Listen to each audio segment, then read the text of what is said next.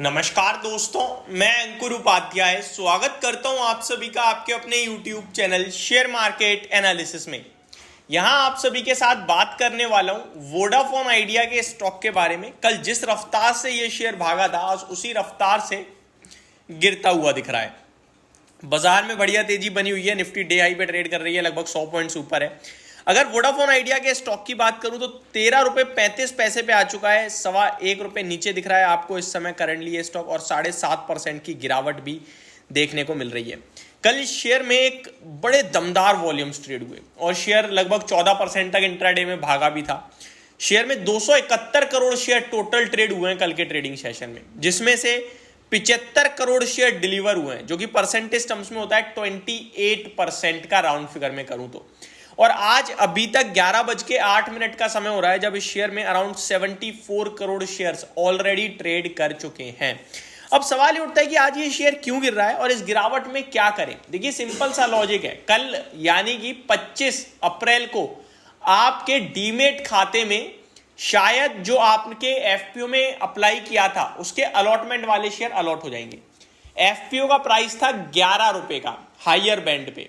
अब आपने एफपीओ में अप्लाई किया है, शेयर आपके लिए अगर 13 रुपए पे भी आ जाता है कल तक, तो भी कितने रुपए बन रहे हैं? 2 रुपए प्रति शेयर का, जो कि 20% का हो जाता है। तो डायरेक्ट 20% का मुनाफा है।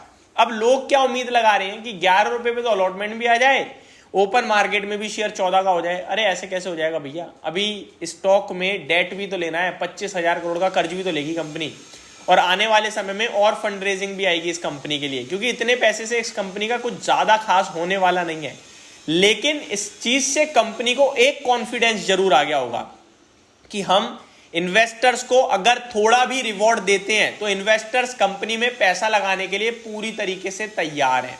सिंपल सा लॉजिक है, आप शेयर धारकों को मुनाफा दो, शेयर धारक आपको पैसा दे देंगे। ये इस कंपनी को अच्छे से समझ में आ गया, और इस कंपनी के लिए सबसे ज्यादा जरूरत सिर्फ पैसे की है। तो अगर किसी ने 11 रुपए पे अप्लाई किया है, 13 रुपए पे उसका शेयर ओपन मार्केट में भी बिक गया, तो पहली बात तो उसे मुनाफा हो गया, और दूसरी बात, कंपनी जब आगे दोबारा फंड रेज करेगी ना तो इन्वेस्टर पैसा देने चला जाएगा। अब आता हूं मैं मेन कंसर्न पे। ये मतलब ये तो अच्छी चीज थी, अब कंसर्न पे आता हूं। देखो, ऑब्वियस है, जब 11 रुपए पे किसी ने अप्लाई किया है और 13 रुपए हो, 12 रुपए 50 पैसे हो, 12 रुपए 80 पैसे हो, कोई भी भाव होगा कल, जितने भी रिटेल कैटेगरी के एफपीओ में अप्लाई करने वाले इन्वेस्टर हैं उनमें 95% इन्वेस्टर्स को तो मिलेगा अलॉटमेंट, क्योंकि वन टाइम ही सब्सक्राइब हुआ ऑलमोस्ट रिटेल कैटेगरी। तो जब सबको अलॉटमेंट मिलेगा तो उसमें से 100 इन्वेस्टर होंगे अगर, तो कम से कम 80 इन्वेस्टर पूरा का पूरा माल बेचेंगे, ये आप मान लो। तो कल आएगी एक हैवी सेलिंग। अब जरूरी नहीं है कल ही अलॉटमेंट आ जाए, कल ही बेच दें। 80% जो है हो सकता है पोजीशनल बेसिस पे बेचे, यानी कोई कल ही बेच दे, कोई 2-4 दिन देखने के बाद बेचे, कोई अभी तो तेजी को देखकर थोड़ा सा इंटरेस्टेड हो कि नहीं पैसा तो बहुत बड़ा बनेगा, अभी जल्दबाजी में नहीं बेचूंगा मैं, 11 रुपए पे मिल गया है। लेकिन इवेंचुअली जब वो थकेगा, हारेगा 5-7 ट्रेडिंग सेशन में तो बेचेगा। तो 100 में से 80 शेयर आपके ऐसे बिकेंगे जो सेलिंग प्रेशर क्रिएट करेंगे। देखिए, 670 करोड़ शेयर आए हैं, 670 करोड़ शेयर रिटेल कैटेगरी के लिए बुक थे, उसमें से कुछ नहीं तो 400 करोड़ शेयर तो मेरे को लगता है बिकने ही बिकने हैं। तो ये मार्केट में सेलिंग जो आएगी ये प्रेशर क्रिएट करेगी स्टॉक पे। इसीलिए जब कल शेयर 14% भाग रहा था ना, तो मैंने यही कहा था कि आप ये मत सोचो कि सब कुछ हो गया खत्म, मैं अब तो जो भाव मिल रहा है ले लो।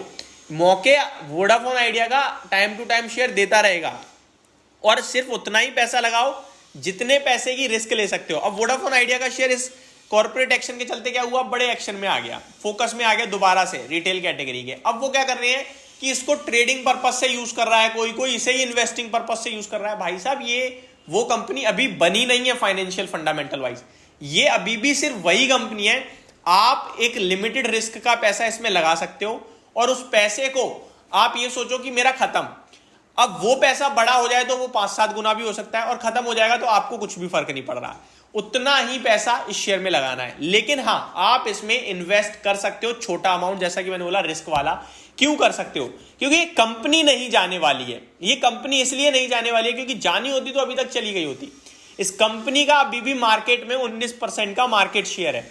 उससे भी इंपॉर्टेंट बात यह है कि इस कंपनी को सिर्फ पैसे की दिक्कत है, बाकी दिक्कत नहीं है, और पैसा कंपनी को मिल रहा है, आगे भी मिल जाएगा।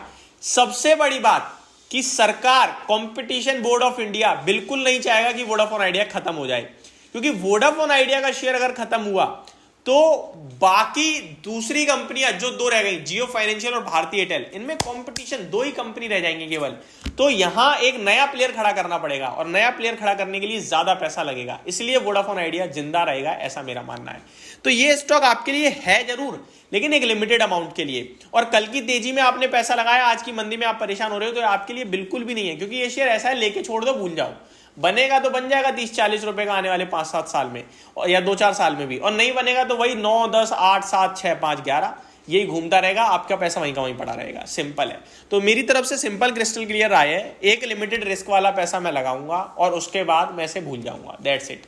और अगर नहीं ले सकता मैं रिस्क तो नहीं लगाऊंगा। बाकी आप समझदार हो, ये मेरी तरफ से मेरा व्यू था। Thank you so much for watching this video. Have a great day guys.